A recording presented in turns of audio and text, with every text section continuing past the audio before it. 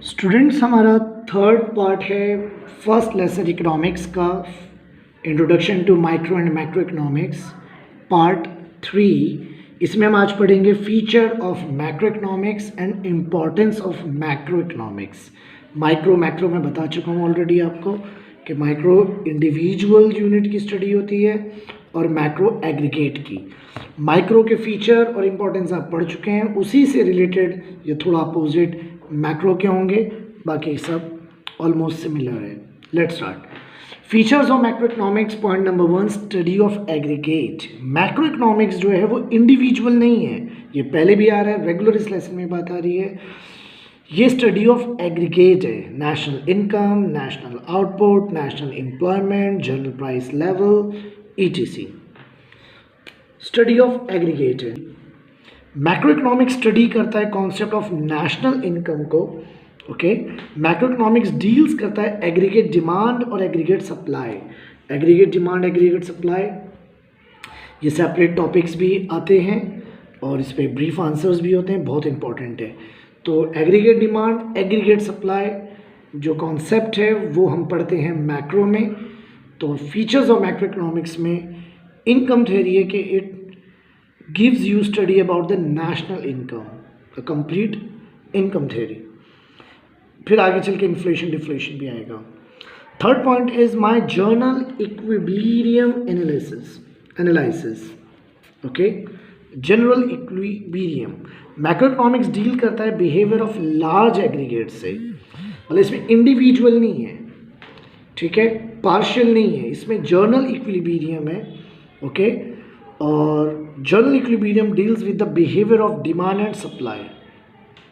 ये आपके demand supply पे डिपेंड करेगा। जनरल इक्विलिब्रियम, जनरल मतलब बिहेवियर ऑफ लार्ज एग्रीगेट्स, ज़्यादा लोगों को कवर करेगा। Fourth is my interdependence. Interdependence, macro economics interdependent between the aggregate economic variable जैसे कि इनकम, आउटपुट, एम्प्लॉयमेंट, इन्वेस्टमेंट होता है। For example, change in the level of investment will finally result in the change in the level of income. अगर आपका investment का level change होगा तो आपका लेवल ऑफ इनकम भी चेंज हो जाएगा, level of output, employment change हो जाएगा। तो इसका मतलब है कि ये एक दूसरे पे इंटरडिपेंडेंट है, डिपेंड करता है। लंपिंग मेथड, जैसे आपने माइक्रो में पढ़ा था स्लाइसिंग मेथड, तो उसका जस्ट अपोजिट यहाँ पे lumping method.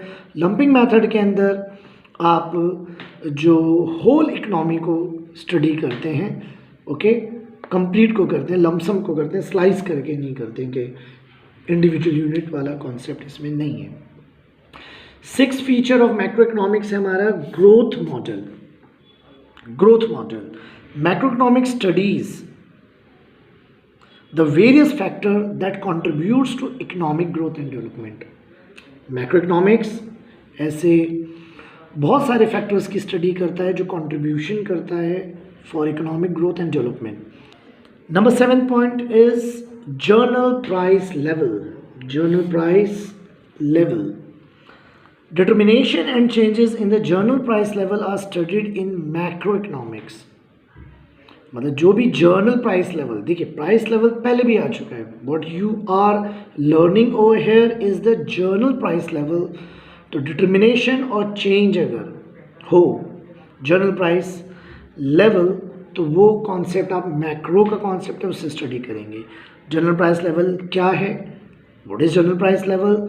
It is the average of all the prices of goods and services. आगे ना word all, all aggregate, okay, तो ये मैक्रो का कॉन्सेप्ट है। General price level is the average of all the price of goods and services. Now 8th and the last feature of macro economics is policy oriented. यहाँ concept को समझाने के लिए लिखा है according to the Keynes macro economics is a policy oriented science.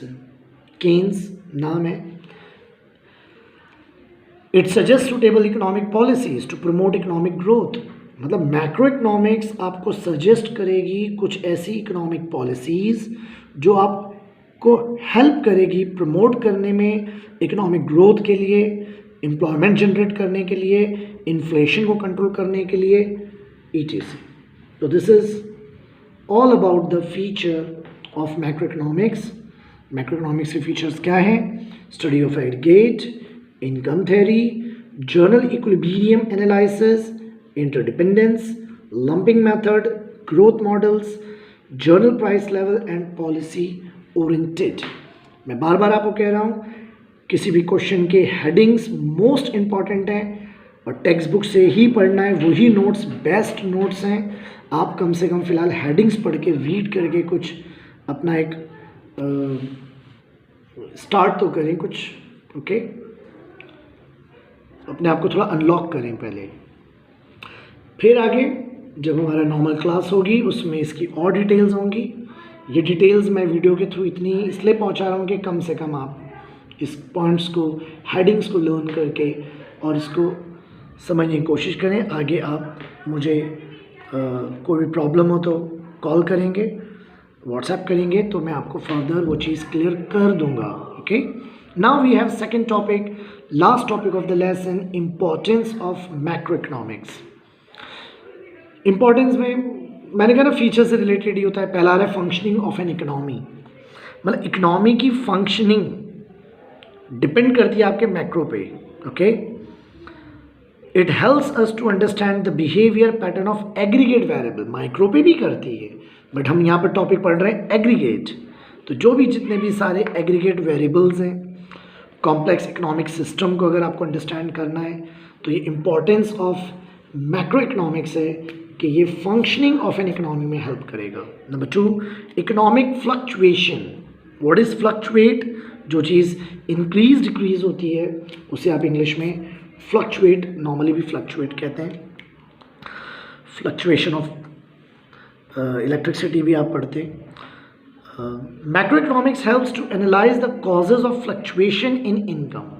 अब आपकी income में जो फ्लक्चुएशन हो रहा है, आउटपुट में, एम्प्लॉयमेंट में, तो मैक्रो इकोनॉमिक्स आपको हेल्प करता है उस फ्लक्चुएशन की स्टडी करने में, उस प्रॉब्लम को जानने में और बाद में उसको फिर रिड्यूस करने में.